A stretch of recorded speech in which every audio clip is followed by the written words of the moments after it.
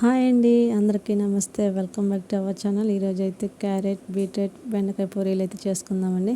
దానికోసం అయితే ముందు కారపొడి రెడీ చేసుకుందామండి. ముందుగా ఒక కడాయి పెట్టి ఒక 2 టేబుల్ స్పూన్ ఆయిల్ అయితే వేసుకుందామండి.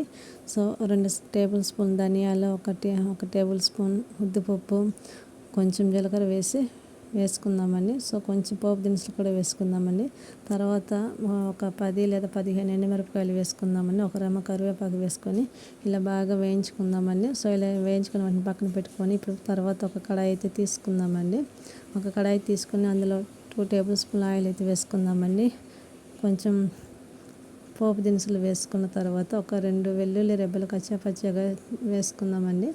సో ఇప్పుడు మనము ఒక రెమ్మ కరివేపాకు వేసుకున్న తర్వాత మనం ముందుగా కట్ చేసి పెట్టుకున్న బెండకాయలు అయితే ఉన్నాయి కదండి. సో ఆ బెండకాయలు వేసుకొని ఇలా ఒక 2 నిమిషాలు అయితే వేయించుకుందామండి. సో అలా వేయించుకున్న తర్వాత పక్కన ఉన్న క్యారెట్, బీట్రూట్ ముక్కలు అయితే ఉన్నాయి కదండి. సో అవి వేసుకుని లైట్గా కలిపి మూత పెట్టుకుందామండి.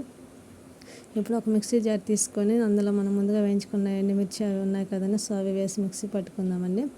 ఇప్పుడు మూత తీసి చూద్దామండి. మనకి లైట్గా ఇప్పుడిప్పుడే చేంజ్ అవుతుందండి.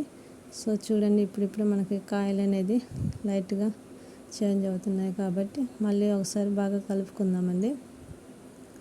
సో ఈ ఫ్రై అనేది మనం చేసుకునే కారపొడి ఉంది కదండి. సో చాలా అంటే చాలా టేస్టీగా ఎమ్మీగా ఉంటుంది. ఎప్పుడు తినని వాళ్ళు కూడా తింటారండి.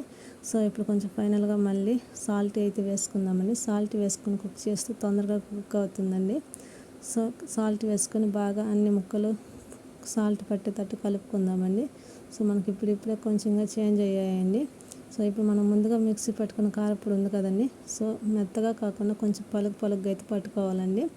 సో మనము ఫ్రై చేస్తున్నాం కాబట్టి ఇప్పుడు మనం వేయించుకున్న ముక్కలు అయితే మనకు బాగా అయితే రెడీ అయిపోయాయండి. మనం ముందుగా పట్టి పెట్టుకున్న కారపొడి అయితే ఒక టేబుల్ స్పూన్ వేసి బాగా వేయించుకుందామండి.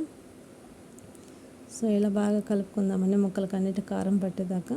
సో ఇలా కలుపుకున్న తర్వాత ఒక 2 నిమిషాలు మూత పెట్టి ఉడికించుకుందామండి. ఇప్పుడు మూత తీసి చూస్తే మనకైతే ఫ్రై అయితే రెడీ అయిపోయిందండి.